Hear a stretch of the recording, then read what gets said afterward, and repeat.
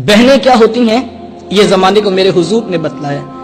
आप जानते हैं हुजूर का ना कोई सका भाई था और ना कोई सकी बहन थी। मेरे हुजूर दुर्रे यतीम हैं। सीना सदफ में अकेले परवरिश पाने वाले मोती को दुर्रे यतीम कहा जाता है। हुजूर बतने आमना में अकेले परवरिश पाई है, लेकिन जब रज़ात का शर्फ अता करते हुए मेरे हुजूर हजरत हलीमा सादिया सलामुल्लाह अलैहा के यहाँ तशरीफ ले गए तो उनकी एक बेटी थी जिनका नाम शीमा या शैमा बताया जाता है। वो रिश्ते में मेरे हुजूर की रजाई बहन लगती थी। कबीला बनु साद के रवाज के मुताबिक शाम को जब माएँ खाना पकाने लगती तो बहनें अपने भाई गोद में उठाकर बाहर खुले मैदान में आ जाती। हर बहन की गोद में उसका भाई होता और अपने भाई के हुस्न के कसीदे पढ़ रही होती। अगर किसी के भाई का रंग काला होता तो वो कहती जनाब रंग काला है तो क्या हुआ, मेरे भाई के नकूश देखो कितने खूबसूरत है, इसकी उठी हुई नाक, इसकी झील जैसी खूबसूरत आंखें तो देखो कितनी प्यारी हैं। तो वो नकूश को मयारे हुस्न करार देती। और अगर किसी के भाई का रंग गोरा चिट्टा होता तो वो कहती रंग नहीं तो कुछ नहीं, हुस्न तो होता ही सारा रंगत में है, मेरे भाई का रंग देखो कितना निखरा है। तो ये बहस मुबाहसा चल रहा होता और कोई बहन हार मानने को तैयार न होती। इतने में एक सम से हजरत शीमा अपना वीर मोहम्मद उठा के ले आती। कहती जरा मेरे वीर का मुकाबला भी तो करो ना। वो कहती नहीं नहीं शीमा तेरे वीर का मुकाबला तो नहीं ना, तेरा तो सारों का सरदार लगता है। कुतुब में आता हजरत शीमा का सर फख्र से बुलंद हो जाता। वो हुजूर को सीने से चमटा लेती और दुआ देती रब्बाना अब किलाना मुहम्मदा, शाला मेरे वीर मोहम्मद को नजर न लगे। आज मैं देख रही हूं बच्चों का सरदार है, कल अपनी आंखों से देखूं जवानों का भी सरदार बने। जिंदगी के लैलो नहार गुजरते गए, हजरत शीमा की शादी हो गई। मदनी दौर की कहानी है। इत्तेफाक से जिस कबीले में हजरत शीमा की शादी हुई थी, हुजूर के सहाबा की लड़ाई और जंग उसी कबीले से हुई। उनके कुछ बंदे कत्ल कर दिए गए, कुछ को कैदी बनाकर सहाबा मस्जिद नबवी में ले आए। अरब के रवाज के मुताबिक कैदियों को छुड़ाने के लिए कौम के सरदार फंड इकट्ठा करने के लिए निकले। हर दरवाजे पे जाकर दस्तक देते और फंड मांगते।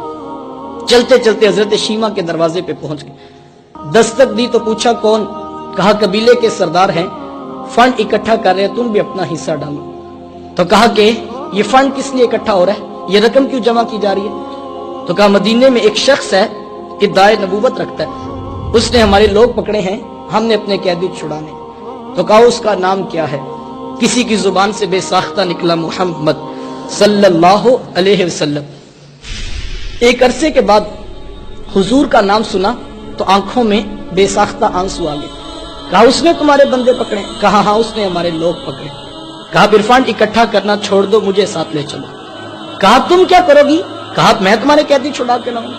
कहा तुम उसे जानती हो, कहा हाँ हाँ तुम्हें नहीं पता, वो मेरा बचपन का वीर लगता है, वो मेरा भाई लगता है, मैं तुम्हारे कैदी छुड़ा के लाऊंगा। हजरत शीमा कबीले के सरदारों को साथ लिया, हुजूर के खैमा नूरी की तरफ सफर शुरू किया। ये वो वक्त था जब अदब की आयतें नाजिल हो चुकी थी। खबरदार मेरे रसूल की आवाज से आवाज भी ऊंची न करना, वरना जिंदगी की सारी कमाई गारत करके रख दूंगा। मेरे महबूब की चौखट पे आना चाहते यूं ही उठ के ना आ जाओ, बल्कि पहले घर जाओ, कोई चीज लो, फिर बाजार में आओ, कोई फकीर तलाश करो, उसको सदका करो, फिर मेरे महबूब की चौखट पे आओ। तुम्हें पता लगे तुम किस अजीम बारगाह में हाजिरी के लिए जा रहे हो। सहाबा नंगी तलवारों से दरे हबीब पे पहरा दे रहे थे। हजरत शीमा इस ख्याल से कि मैं अपने भाई और वीर को मिलने जा रही हूँ, जब आगे बढ़ना चाहा तो पहरेदारों ने तलवारें सौंप दी। रुक जा देहाती औरत, जानती नहीं आगे कूचा रसूल है, आगे तो बगैर इजाजत के जिब्रील भी नहीं जा सकते, तू कौन है। रिवायत में था जब रास्ता रोका गया तलवारें सौंप दी गई तो हजरत शीमा ने यूं हाथ से तलवार को झटक के कहा खल्लू सबीली वालमू अना उख्तु नबीयिकुम, कहा मेरी राहें छोड़ दो, जानते नहीं मैं तुम्हारे नबी की बाजी और बहन लगती। बस ये आवाज कानों में पड़ना थी, आंखों पर पलकों की चिलमने आ गई, निगाहें नीची कर दी, तलवारें पीछे हटा दी। हजरत शीमा पूरे प्रोटोकॉल से हुजूर के खैमा नूरी में दाखिल हुई। मेरे हुजूर जब बहन को आते देखा, हुजूर उठकर इस्तकबाल किया, मरहबा कहते हो, खुशामदीद पेश करते हो, फरमाया मेरी बहन आज किधर को आना हुआ। अर्ज की हुजूर आपके बंदों ने हमारे कुछ लोग पकड़े हैं, मैं उन कैदियों को छुड़ाने के लिए आई हूँ।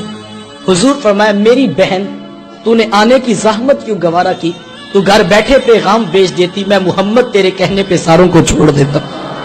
जमाने को अमली तौर पे बताया कि बहन का दरवाजे पे आ जाना कितना मोतबर हुआ करता है। फिर चंद जोड़े, कुछ घोड़े, बहुत सारा साजो सामान जमा किया اور بہن کو رخصت کرنے کے لیے حضور دروازے پہ تشریف فرما ہوئے. صحابہ نگاہیں نیچی کیے حضور کے ادب میں کھڑے تھے. تو حضور میں صحابہ جب بھی قیدی چھوڑا کرتا ہوں پہلے تم سے مشاورت ضرور کیا کرتا ہوں. آج پہلا موقع ہے، قیدی بھی چھوڑ رہا ہوں اور میں نے مشورہ بھی نہیں کیا ہے. عرض کی اے بندہ نواز، آپ مالک کل کائنات ہیں، آپ جو چاہیں کریں. ہم کون ہوتے ہیں درمیان میں مشورہ دینے والے؟ لیکن حضور اتنا تو بتائیے آج کون سی خاص بات تھی کہ آپ نے مشورہ کرنا بھی ضروری نہیں سمجھا ہے؟